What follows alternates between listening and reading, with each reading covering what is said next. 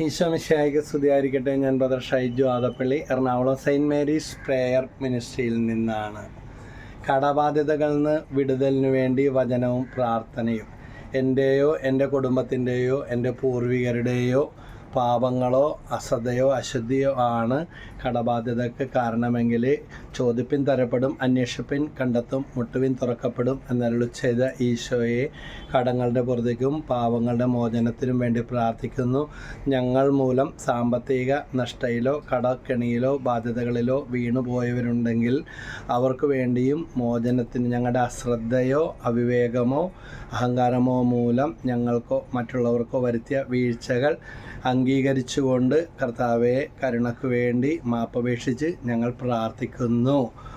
മത്തായി 7:7 ചോദിപ്പിൻ നിങ്ങൾക്ക് ലഭിക്കും, അന്വേഷിപ്പിൻ നിങ്ങൾ കണ്ടെത്തും, മുട്ടുവിൻ നിങ്ങൾക്ക് തുറന്നു കിട്ടും. ഈ വചനം വെച്ചുകൊണ്ട് പ്രാർത്ഥിക്കാം. പ്രഭാഷകൻ 11:21 ദരിദ്രനെ സമ്പന്നനാക്കാൻ കർത്താവിന് ഒരു നിമിഷം മതി. വീണ്ടും മൂന്നാമത്തെ വചനം യെശയ്യാ 45:3 ഇസ്രായേലെ നിന്നെ പേര് ചൊല്ലി വിളിക്കുന്ന നിന്റെ ദൈവമായ കർത്താവ് ഞാനാണെന്നറിയേണ്ടതിന് അന്ധകാരത്തിലിരിക്കുന്ന നിധികളും രഹസ്യത്തിലിരിക്കുന്ന ധനശേഖരവും ഞാൻ നിനക്ക് വെളിപ്പെടുത്തി തരും. ഈ 3 വചനങ്ങൾ ആവർത്തിച്ച് കടബാധകളിൽ നിന്ന് വിടുതലിന് വേണ്ടി പ്രാർത്ഥിക്കുക. ദൈവത്തോട് പാവക്ഷമ ചോദിക്കുകയും തന്നാലാവുന്ന രീതിയിൽ പരിഹാരങ്ങളും പ്രായശ്ചിത്തങ്ങളും നേർച്ചകളെല്ലാം നിറവേറ്റി ജീവിക്കാമെന്ന് പ്രതിജ്ഞ എടുക്കുകയും കുമ്പസാരിച്ച് കുർബാന കൂദാശകൾ സ്വീകരിച്ച് വിശുദ്ധിയിൽ ജീവിക്കാനും തുടങ്ങുക. ഈ വചനങ്ങൾ എല്ലാ ദിവസവും പ്രാർത്ഥിക്കാനായിട്ട് തുടങ്ങുക. വചനം നമ്മളെ ശുദ്ധീകരിക്കും, അത്ഭുതങ്ങൾ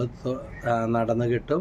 കടബാധ്യതകൾ അതിൻ്റെ ഉത്തരവാദിത്തങ്ങൾ മറ്റുള്ളവരുടെ മേൽ അടിച്ചേൽപ്പിക്കാതെയും കുറ്റാരോപണങ്ങളൊക്കെ നിർത്തിക്കൊണ്ട് ദൈവത്തോട് മാപ്പും പൊറുതിയും പറഞ്ഞ് അംഗീകരിച്ച് വഴി കാണിച്ച് തരണമേ എന്ന് പ്രാർത്ഥിക്കാൻ തുടങ്ങിയാൽ അത്ഭുതകരമായിട്ട് വഴികൾ തെളിഞ്ഞു കിട്ടും. യേശുവേ നന്ദി, യേശുവേ സ്തുതി. Praise the Lord.